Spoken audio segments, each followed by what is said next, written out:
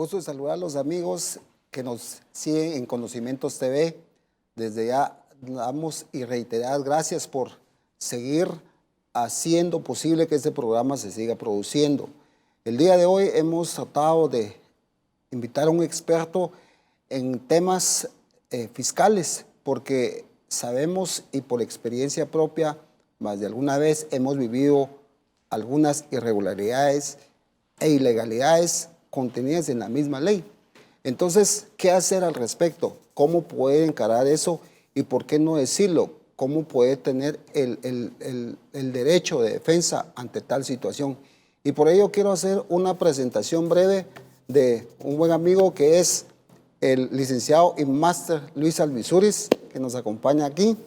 Luis es experto en temas tributarios, con más de 30 años de experiencia, catedrático universitario, asesor y consultor de diferentes empresas nacionales y internacionales. Luis, bienvenido al programa. Platiquemos. Muchas gracias, Rafael. Pues es un gusto estar aquí con ustedes, ¿verdad? Muchas gracias por la invitación y realmente platicar con este tema que nos apasiona de lo fiscal. Pero no tanto que nos apasiona, también nos afecta ya en la vida cotidiana, ¿verdad? Pues estamos para servirte, ¿verdad? Y muchas gracias, reitero mis agradecimientos. Desde ya los invito también a ustedes que nos ven detrás de cámara, en donde quiera que nos siga, los invitamos a que nos escriba siempre al WhatsApp o a los medios que ponemos siempre a tu disposición, y también te recordamos que tenemos un canal de YouTube de Conocimientos TV para que nos puedas ver ahí y pues aprender de lo que vamos a platicar el día de hoy. Para empezar, Luis, algunas ilegalidades con las que tanto con tu persona como yo nos hemos topado, que se da a diario muchas veces. Sí, digamos, lastimosamente en nuestro medio hay una serie de irregularidades, ilegalidades, a veces contenidas dentro de la propia norma, muchas veces reglamentaria y muchas veces ley, ¿verdad? Que a veces contradicen, tergiversan o modifican lo que establece esa norma superior como es la Constitución Política de la República. No tenemos que olvidar que de conformidad con el artículo 2 del Código Tributario, cuando habla de las fuentes del derecho tributario, pues establece esa jerarquía de ley que deben de tener estas normas, ¿verdad? Empezando por las disposiciones puramente constitucionales, como esa piedra angular de donde se deriva toda la legislación guatemalteca, no solo lo tributario, sino lo laboral, lo penal. Ahí están los principios básicos, ¿verdad?, para seguir con todo lo que se refiere a las leyes ordinarias, los convenios y tratados internacionales con fuerza de ley y llegar a los reglamentos, ¿verdad? Hay algo importantísimo dentro de estas fuentes de derecho tributario, digamos, lo que establece la última parte de no solo el artículo 239 de la Constitución Política de la República, sino igualmente el artículo 3, última parte del Código Tributario, la ley del organismo judicial, que establece principalmente que las normas reglamentarias pues se van, o su capacidad o su campo de aplicación es únicamente los aspectos puramente administrativos y agilizar el cobro de la administración tributaria, ¿verdad? Entonces, las mismas normas legales lo limita y dice que no puede contradecir, modificar y tergiversar lo que establece la ley, ¿verdad? Claro que sí, Luis. Y una de las cosas que ya me están ingresando preguntas al WhatsApp, y una de las cosas que en lo que regularmente se topan los contribuyentes es, por ejemplo, ahorita se da más en esta etapa de que no hay mucho contacto a nivel físico, sino que hay un distanciamiento. La administración tributaria pretende muchas veces que todo se haga vía electrónico, ¿verdad, Luis? Si antes el ventanillero hacía dificultoso las gestiones como tales, ahorita son un poco más difíciles. Y yo he tenido una pregunta aquí y que quiero transformarla para que tú la contestes, es que ¿qué pasa con aquel ventanillero que se resiste a recibir o a recepcionar un documento que establecido está ya en la ley, que debe hacerlo y que él no tiene el criterio de rechazártela o simplemente decir no se la puedo aceptar. Sí. ¿Qué pasa con eso, Luis? Sí, es algo bien importante. Cuando nosotros hablamos de ilegalidades, Rafael, estamos hablando de toda aquella acción, aquella omisión, aquel acto que va en contra de la ley, ¿verdad? Que va en contra de lo que establece la norma tributaria. ¿Qué pasa en este sentido? Que, como bien lo decís, el recepcionista de la administración tributaria se vuelve juez y parte, ¿verdad? Establece la ley, pues no solo la ley, incluso es una disposición constitucional tipificada en el artículo 28 de la Constitución Política de la República, que establece que todas las personas, sean estas individuales o jurídicas, podemos hacer peticiones, solicitudes en el ámbito administrativo y la administración tributaria. Fíjate bien lo que dice la norma constitucional, que tiene la obligación, no está diciendo si puede o si quiere, está diciendo que tiene la obligación de recibirlas, tramitarlas y resolverlas. Así dice el artículo 28 de la Constitución Política de la República. Y eso va pegado al 122 que establece el Código Tributario. Y ese Código Tributario en el artículo 122, último párrafo, dice que la administración tributaria no puede rechazar de ninguna forma cualquier solicitud por escrito que haga el contribuyente. Las puede rechazar después de haberlas recibido, si es que en ella tiene deficiencias y lógicamente si van en contra de la moral, ¿verdad? Pues lógicamente ahí tiene bases para rechazarla y ese rechazo debe de quedar debidamente documentado, pero no el recepcionista de ese documento, ¿verdad? Y eso es lo que pasa en la vida cotidiana, que nos están rechazando constantemente, están violando constantemente la ley y muchas veces el mismo servidor público ignora que tanto la Constitución Política de la República como la ley específica, en este caso el Código Tributario, establece que tiene la obligación de recibirla, de tramitarla y de resolverla. Excelente respuesta. No se vayan a mover de ahí porque viene más, están ingresando bastantes preguntas al WhatsApp y a todos los medios que hemos puesto a su disposición. Vamos a tratar de resolverlas todas, pero vamos a ir a una primera pausa y al volver vamos a continuar platicando con el licenciado y máster Luis Alvisúriz.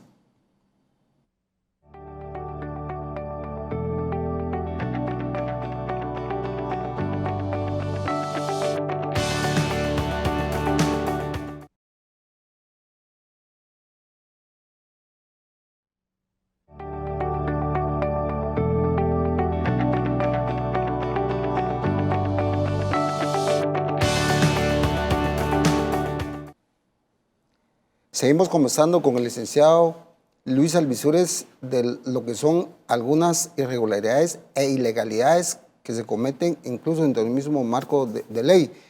Antes de irnos al corte estábamos conversando con él con referencia a que la administración tributaria en ningún momento debe de rechazar un escrito de cualquiera que sea de esta forma, porque ellos deben de simplemente recepcionarlo y darle el trámite correspondiente. Eso es el debido procedimiento, ¿verdad? Es correcto. Es más, la ley va más allá. Incluso dice que cuando, digamos, el documento, tu solicitud, impugnación, lo que sea, va dirigido a un departamento distinto al que se conoce, ellos deberían de tener la obligación de recibirlo y darle trámite al departamento que corresponde, ¿verdad? Pero no rechazarlo. Y eso, pues así lo establece la ley. Sin embargo, en la práctica, lastimosamente, no ocurre eso, ¿verdad? Están constantemente rechazándonos solicitudes, ¿verdad?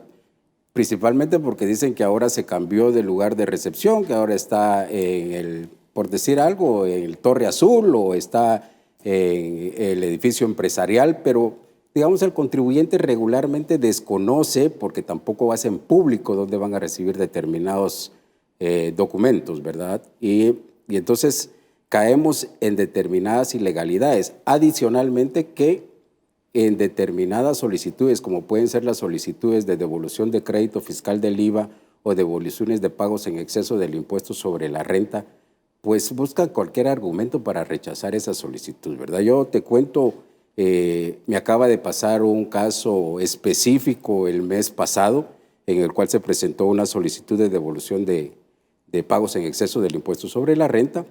Y resulta que cuando nos presentamos a la ventanilla nos lo rechazaron porque estábamos utilizando un formulario 2123 de devolución.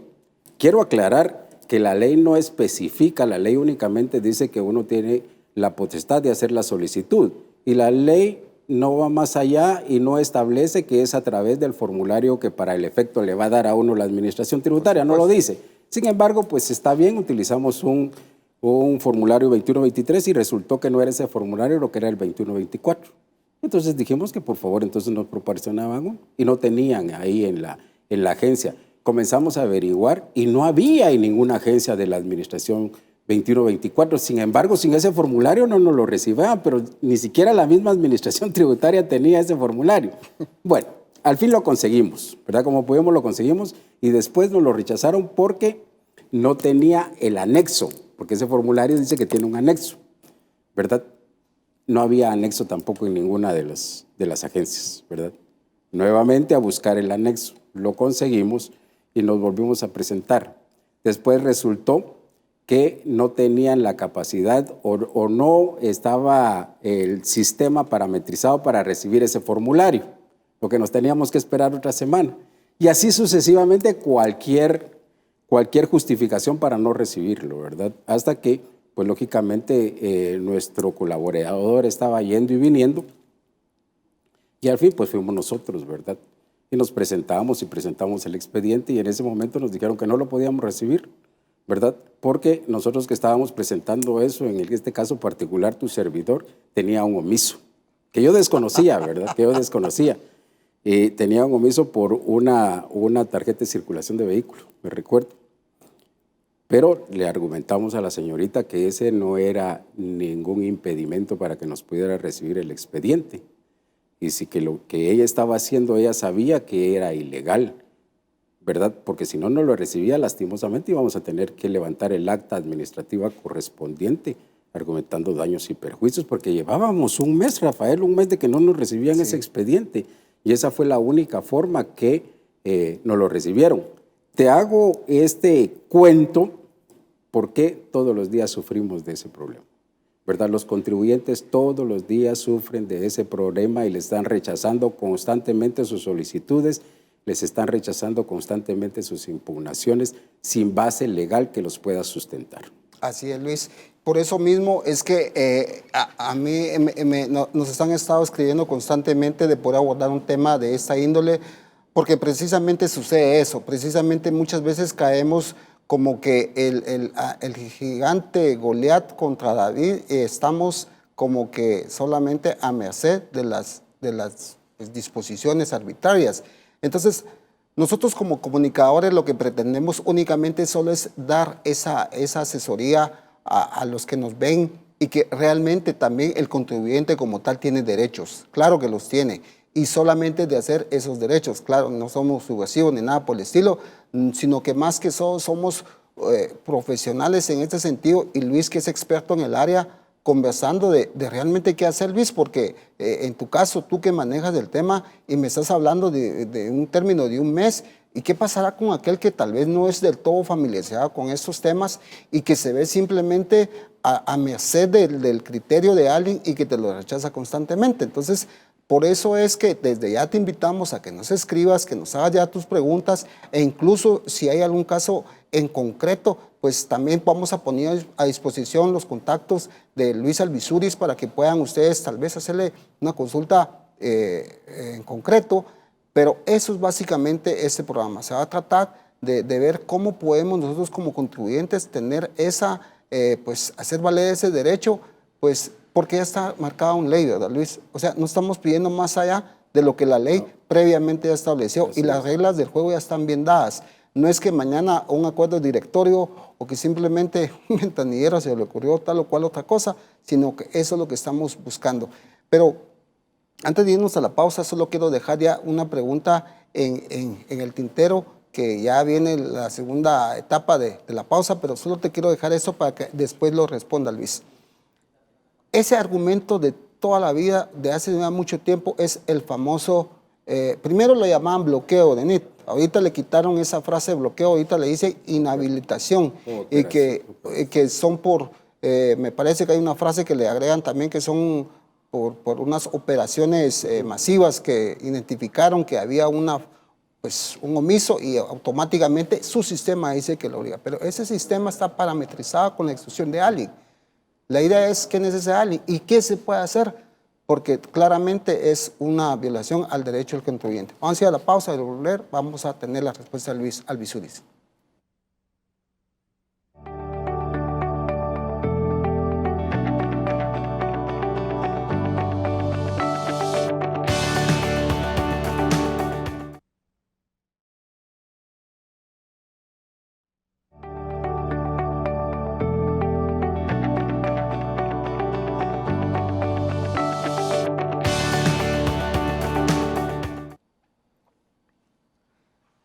Seguimos conversando con el licenciado Luis Albizuris. Antes de irnos a la pausa, quedaba ahí una pregunta sobre qué hacer con ese famoso bloqueo o inhabilitación del NIT, Luis, porque regularmente eso muchas veces impide que cualquier gestión no se pueda llevar a cabo porque simplemente el sistema lo tiene bloqueado y ya no puedes hacer nada más.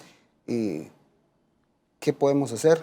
Sí, realmente el poder hacer pues está establecido en la norma. Sin embargo, como contribuyentes, como aquella persona de diario, ¿verdad, Rafael? Aquella persona que en determinado momento pues no se involucra o no está involucrado específicamente en los temas tributarios fiscales, no, que se dedica a producir, se dedica a trabajar, pues lógicamente desconoce de todo esto, ¿verdad? Realmente el bloqueo de NIT como tal ahora ya no se está dando, como bien lo decís, ahora le llaman de otra forma, ¿verdad? Operativos fiscales, que le llaman, pero que siempre el efecto es el mismo, ¿verdad?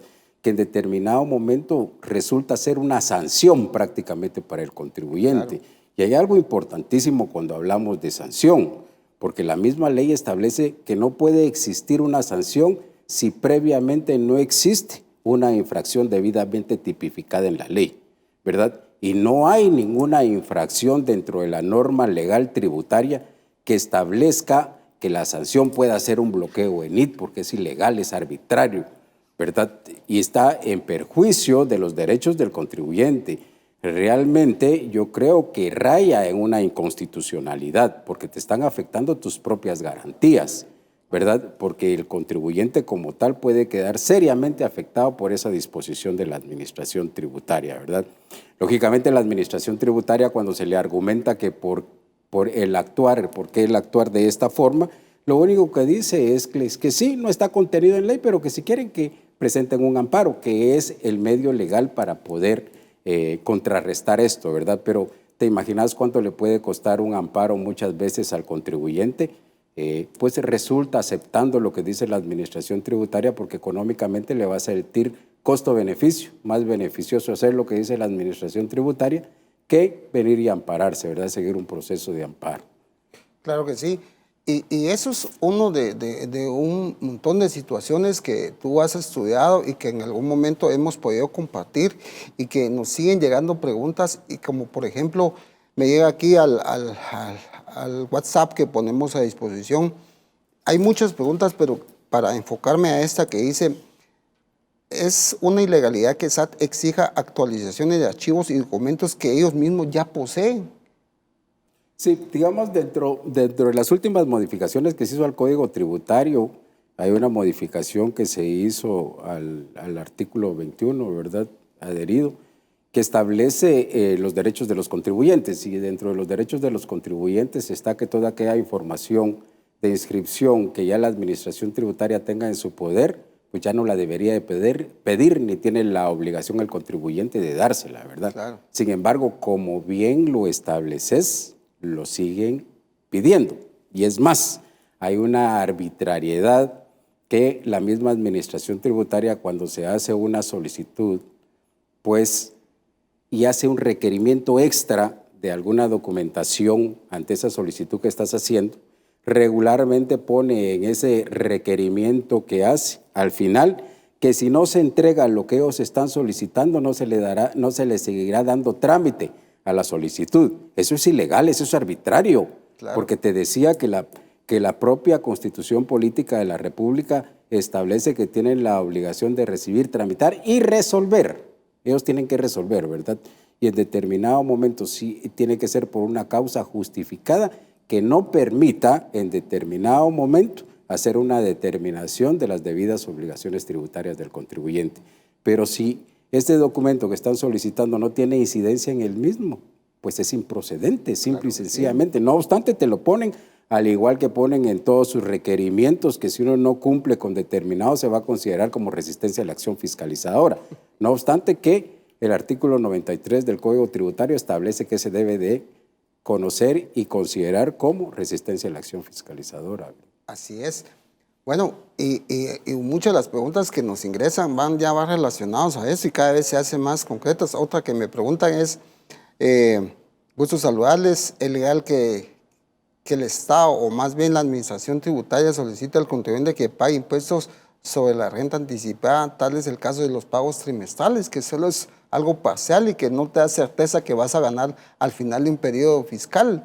¿Qué pasa con eso? Dice. Los pagos trimestrales del impuesto sobre la renta, bueno, sí está tipificado dentro de la ley, ¿verdad? Digamos, en lo que se refiere a los pagos. La misma norma tributaria establece que está permitido hacer pagos a cuenta de los impuestos, principalmente en el impuesto sobre la renta, en el régimen sobre utilidades, por ser un régimen en el cual la liquidación del impuesto se hace de una forma anual. Entonces, para no ser tan extenso por ser tan extenso ese plazo, pues tiene tipificado hacer pagos trimestrales de conformidad como lo establece la ley. En este caso, pues da dos opciones, una sobre cierres parciales o liquidación preliminar y la otra es considerando el 8% como una renta imponible, ¿verdad? Pero sí está tipificado en ley, pero no debemos olvidar que son pagos a cuenta del impuesto, ¿verdad? ¿Por qué hago esta salvedad que son pagos a cuenta del impuesto?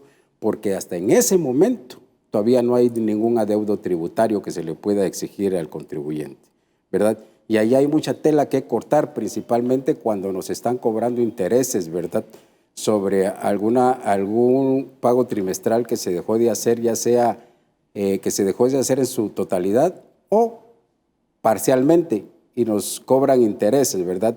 Ahí hay mucha tela de qué cortar porque me están cobrando intereses sobre un monto que todavía no es un adeudo tributario, es un pago anticipado del impuesto, ¿verdad? Es como cuando haces un préstamo, ¿verdad? Y que te pretendan cobrar intereses ahorita, pero el préstamo te lo van a dar hasta fin de año. Qué ejemplo tan atinado ese, Luis. Una de las cosas también que hemos visto y que también se da es que, por ejemplo, el famoso esa cuota del aguinaldo y del bono 14, que si lo pagas de más, automáticamente lo tipifican como un gasto no deducible. Pero no voy a dejar que respondas ahorita, sino antes vamos a ir a una pausa y al volver vamos a tener ese análisis de qué sucede con esa parte y cómo se marca eso dentro de la ley.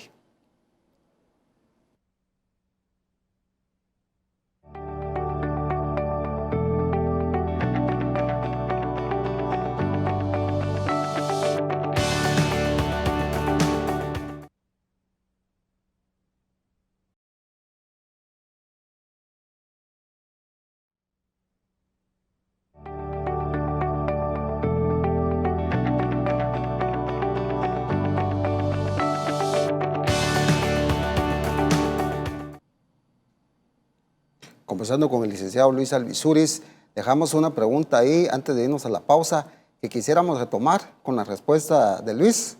¿Qué pensás al respecto de eso? Sí, es importante porque, digamos, tanto el aguinaldo como la bonificación anual o bono 14 que le llamamos, son gastos tipificados dentro de la ley como gastos deducibles. Sin embargo, pues por disposición de la propia ley tienen limitantes, ¿verdad? Y establecen, de conformidad con el artículo 21, numeral 5, establece que van a ser deducibles para el contribuyente hasta un monto que no excede el 100% de un salario mensual. Pero si nos vamos del otro lado, digamos, para la persona que está recibiendo ese aguinaldo y esa bonificación que es el empleado, forma parte de su renta de trabajo. Así es. ¿Verdad? Y dentro de la renta de trabajo también establece que va a ser renta exenta. En ese artículo 70 de la ley establece que va a ser renta exenta el aguinaldo y el bono 14, igual hasta el 100% de ese salario ordinario mensual. Desde mi particular punto de vista, Rafael, eso es una limitación que se le está dando a la propia disposición de la Constitución Política de la República.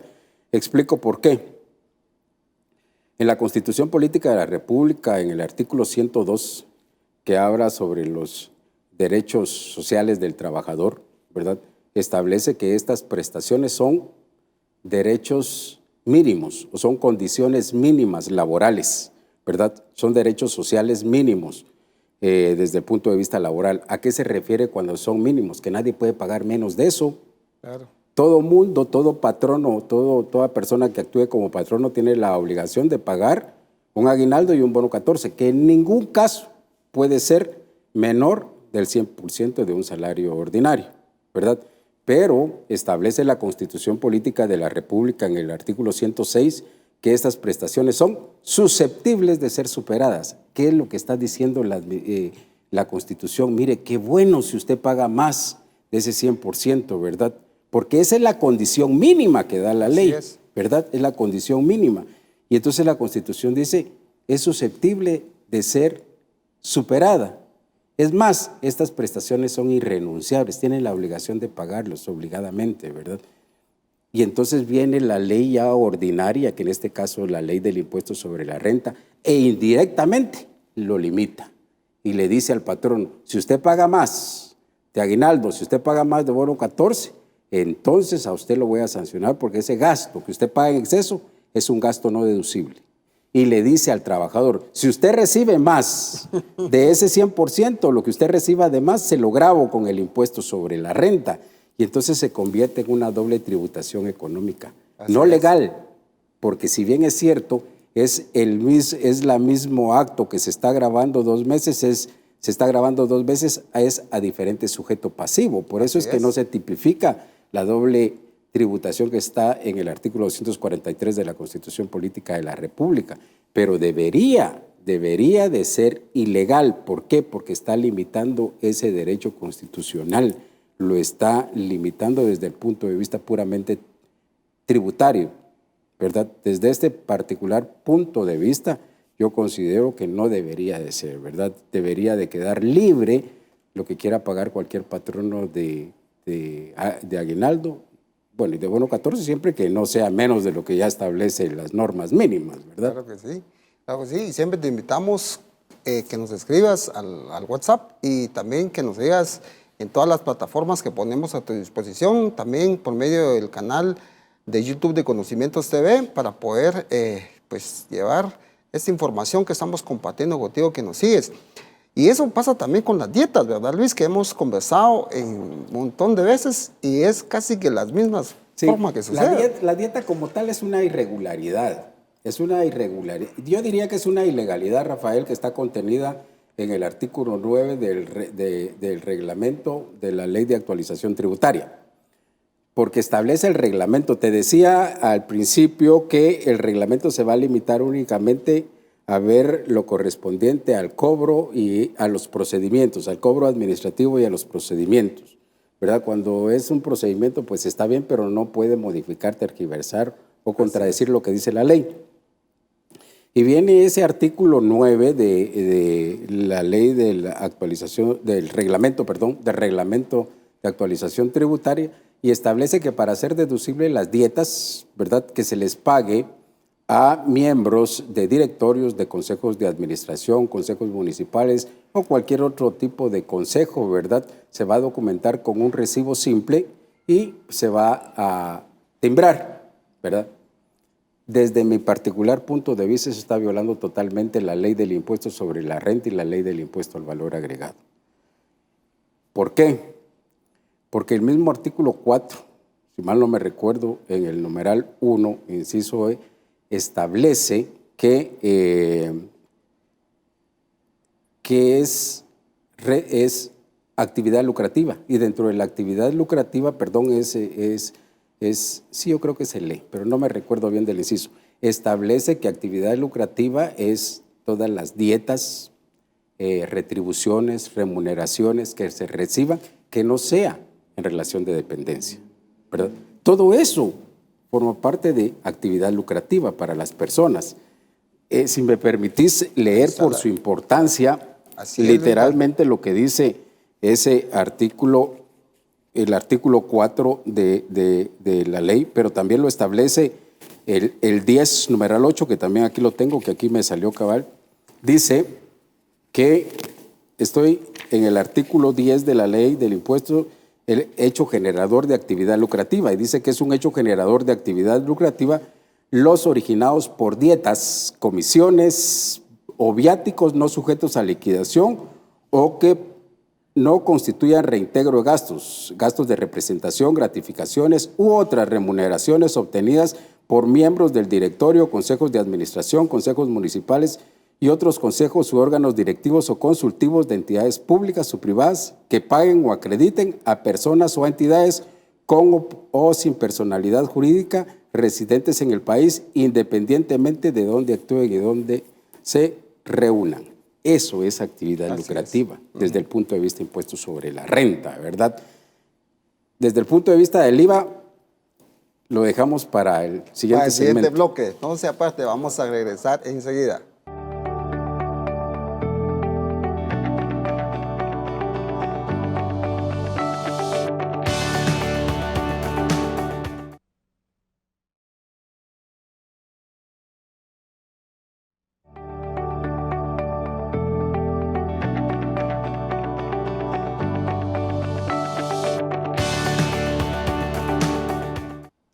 Gracias por seguirnos en Conocimientos TV.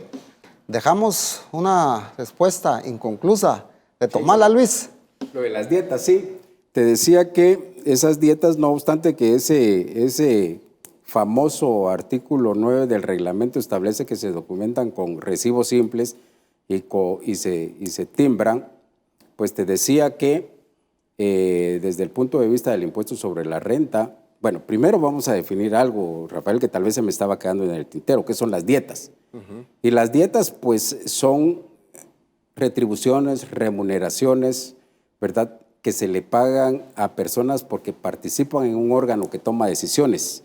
Llámese este órgano junta directiva, consejo de administración, consejo municipal, como sea. Entonces, por participar en estos órganos que toman decisiones, tienen asignadas determinadas dietas por la participación en cada sesión, ¿verdad? Dentro de ese órgano que toma decisiones pueden haber personas que están en relación de dependencia con las empresas y pueden haber personas que son independientes de la empresa, ¿verdad? ¿Qué pasa con las personas que están en relación de dependencia?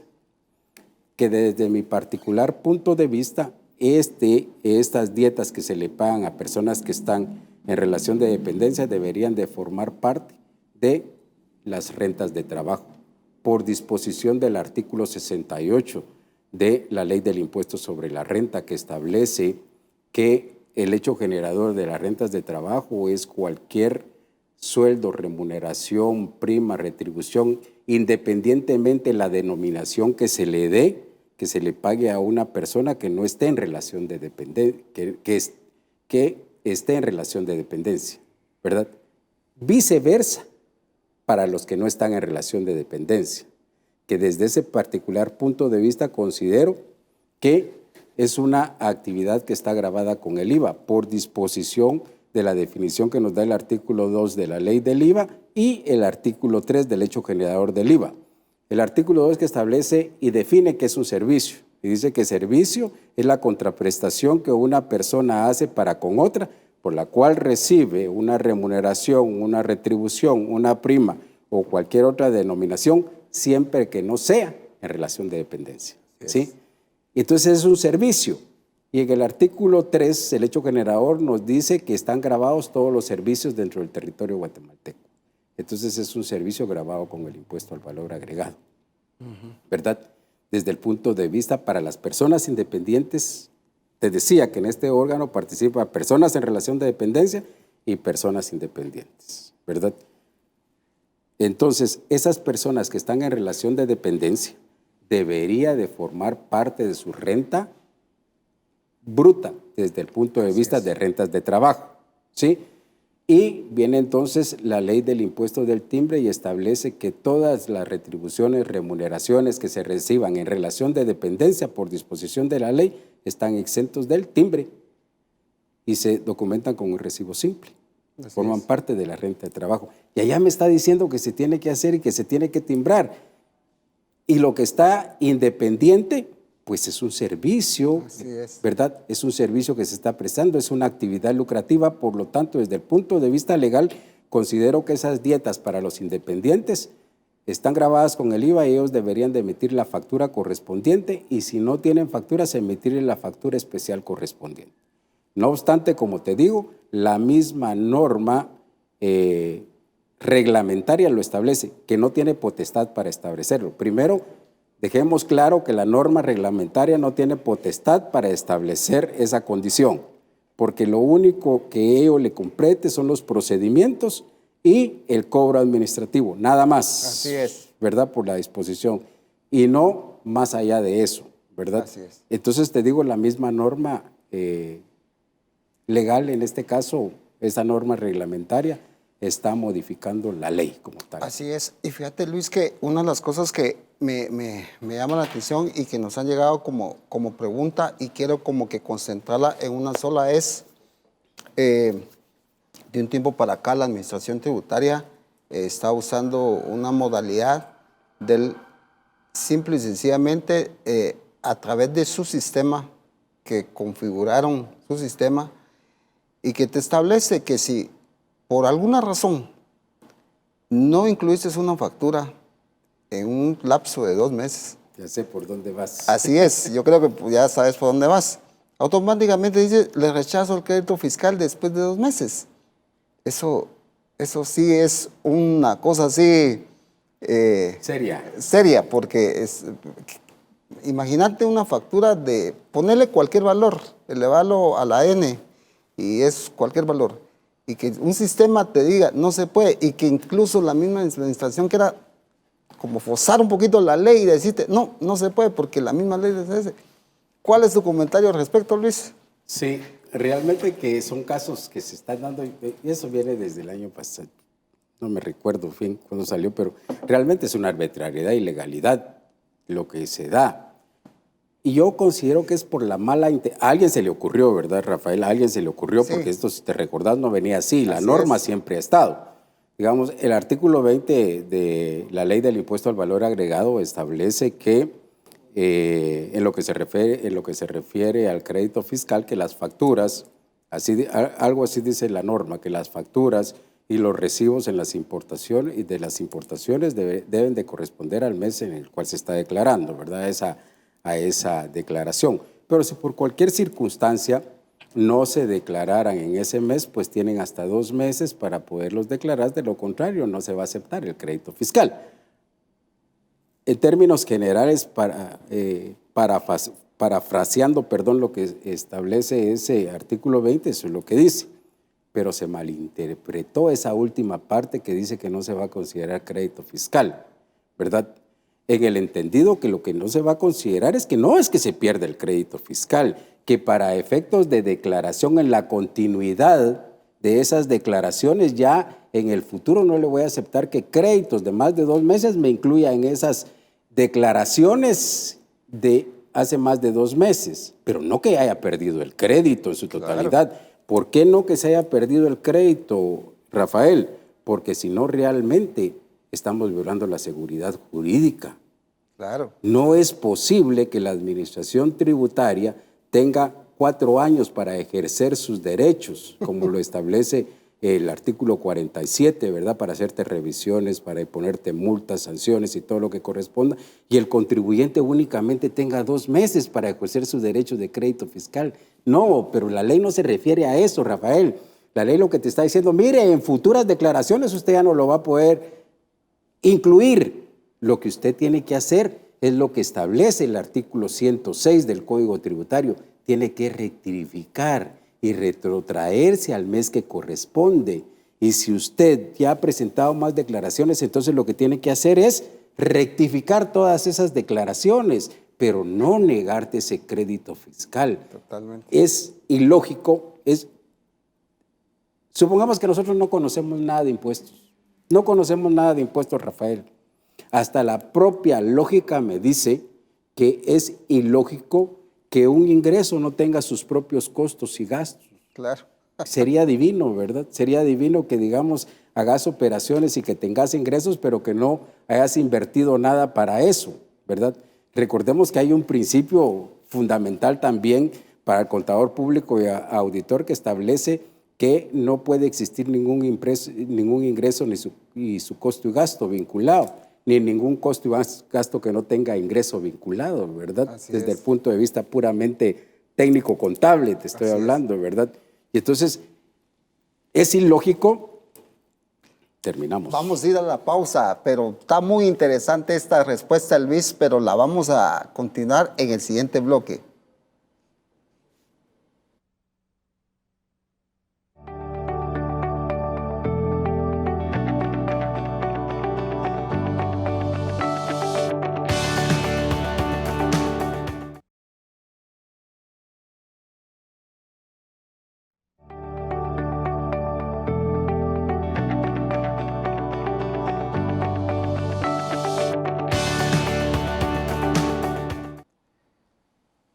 Seguimos hablando y nuevamente le cedo la palabra a Luis porque realmente él es el que nos está dando todo el bagaje de experiencia que tiene en el tema tributario. ¿Y qué pasa con ese crédito fiscal Sí, que están te decía- queriendo te decía- quitarnos, verdad, Luis? Te decía que es ilógico, es arbitrario, es ilegal, ¿verdad? Realmente, desde mi particular punto de vista, es una mala interpretación que le está dando a este artículo 20 de la ley del impuesto al valor agregado, ¿verdad? Que no tendría razón de ser el artículo 106 del Código Tributario que habla de las rectificaciones, ¿verdad, Rafael? Si no me va a permitir rectificar y me va a aceptar únicamente el débito fiscal, por ejemplo, sería ilógico. ¿Qué pasaría si fuera al contrario, Rafael? ¿Será que la administración tributaria en determinado momento me pueda aceptar que existen operaciones que solo tengan costos y gastos, pero que no tengan ingresos? Es ilógico. No se puede. ¿Verdad? Y es lo mismo lo que me está diciendo del otro lado. ¿Ah? Sí. Usted tiene ingresos, pero no tiene costos y gastos. Usted facturó, pero no tiene gastos vinculados. Desde el particular, doctrinariamente, Rafael, cuando estamos hablando ya de pura doctrina tributaria, ¿verdad? Es una barbaridad jurídica lo que están hablando, lo que están diciendo, ¿verdad? Es una barbaridad jurídica lo que están hablando.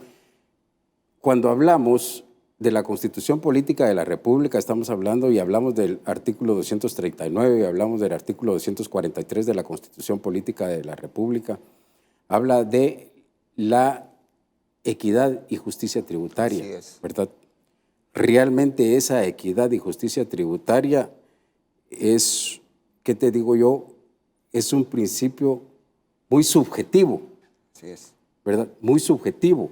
Y no sabemos en qué momento estamos nosotros atravesando y estamos violando ese principio constitucional. ¿Será, digo yo, será que ahí hay justicia? ¿Será que ahí hay equidad, Rafael? Es imposible que sea eso, ¿verdad?